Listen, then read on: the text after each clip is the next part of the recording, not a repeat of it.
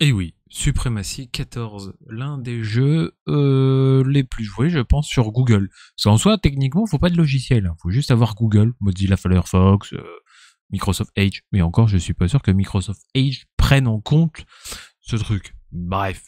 Euh, je vais vous montrer deux parties sur lesquelles je suis le plus à l'heure actuelle.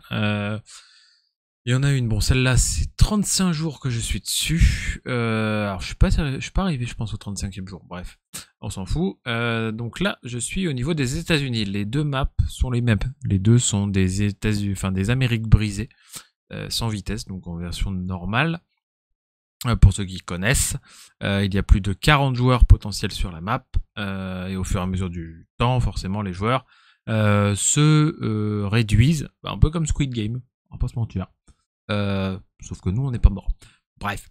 Donc, en gros, là, je suis en train d'attaquer les Caraïbes. Vous reconnaissez sûrement la Guadeloupe, hein, par exemple. Voilà, il y en a d'autres. Hein. Mais la Guadeloupe qui est assez bien fait quand même, faut avouer. Alors, ici, ce n'est pas moi. Tout ce qui est en bleu, ce n'est pas moi.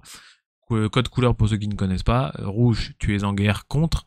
Bleu, tu es allié avec. Et vert, c'est à toi. Voilà, donc celui-là est le mien.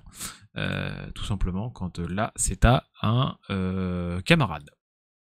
Mon pays est pas petit mais il n'est pas forcément très grand, vous pouvez le voir juste ici.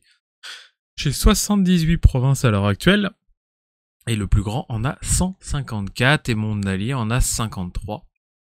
Alors oui effectivement 154, 78 le mec il m'attaque, je n'existe plus.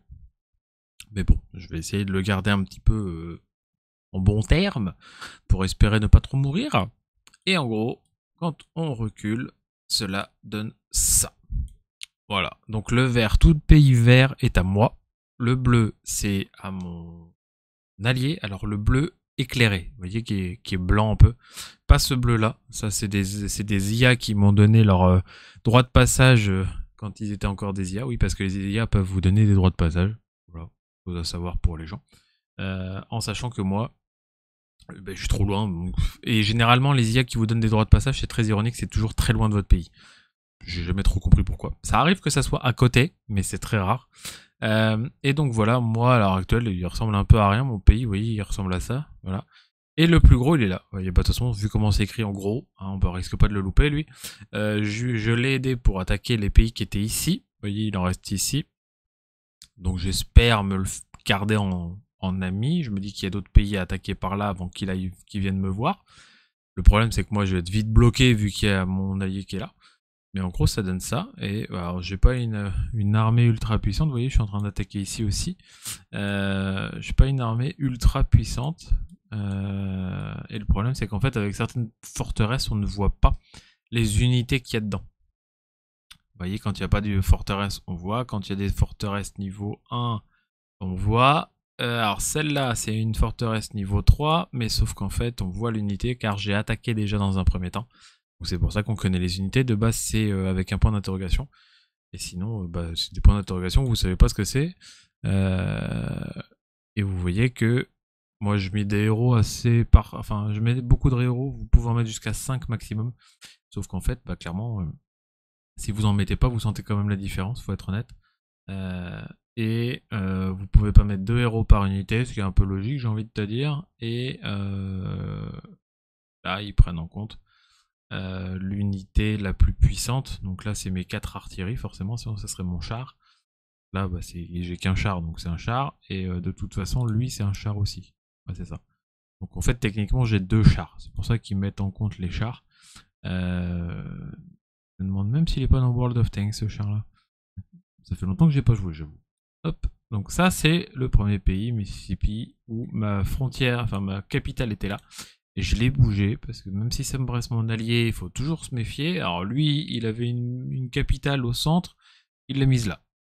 Je ne sais pas pourquoi, parce que perso, je suis un ennemi, bah, je vais taper directement là. Mais bref.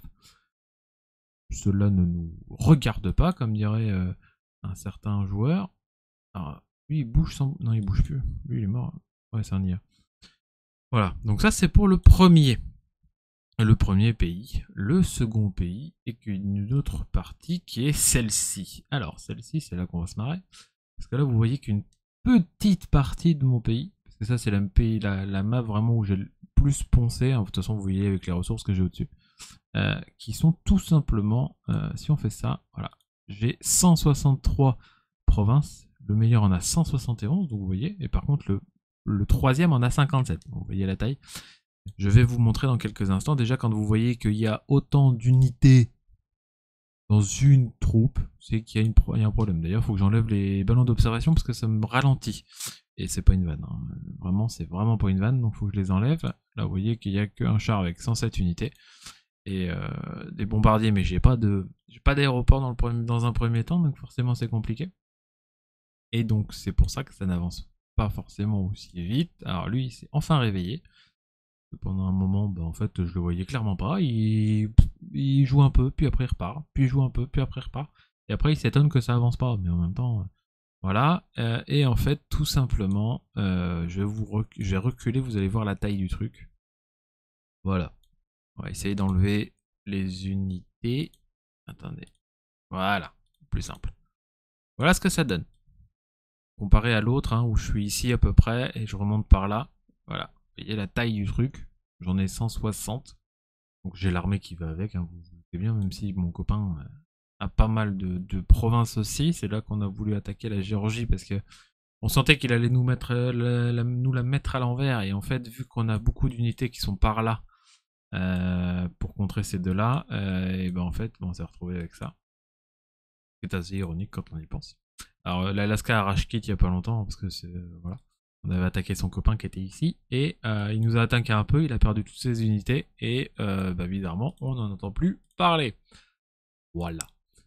Et en gros, tout simplement, vous pouvez le voir, les massacres ici, parce qu'en fait, vous voyez, Oklahoma j'ai perdu 125 unités, une unité dans le jeu c'est 1000 soldats, donc j'ai perdu 125 unités, lui il en a perdu 752. Là il en a perdu 223 et j'en ai perdu 84. Qu'est-ce qu'il y a d'autre? 752, 200 000 Northwest Territories. Et voilà, c'est bien. Et en fait, quand on se rapproche, on voit quand même qu'il y a énormément de troupes. Parce que, vous voyez, là j'ai 10 artilleries, 7 chars, 175 unités. Là, pareil. Il y a juste lui qui a mis une unité là, je ne sais pas pourquoi. Mais après, on va le fumer dans pas longtemps. Ok, on s'en fout. Et en fait, pourquoi j'ai beaucoup de ballons d'observation? Alors c'est très con parce qu'en soi c'est pas des armes, hein. Ça n'attaque rien. Vous voyez, il y en a un là. Et ben en fait, pour une raison toute bête, hop, je vais le prendre et je vais le mettre là. Et en fait, il a une portée visuelle bien plus importante qu'une unité classique. Vous voyez, une unité classique, ça a ça de rayon, quand un ballon d'observation, ça a ça. En gros, ça voit 2 fois plus loin. Que tout simplement une unité, vous voyez, portée visuelle 180, on est au maximum de la portée visuelle, quand une unité d'infanterie, on est à 90.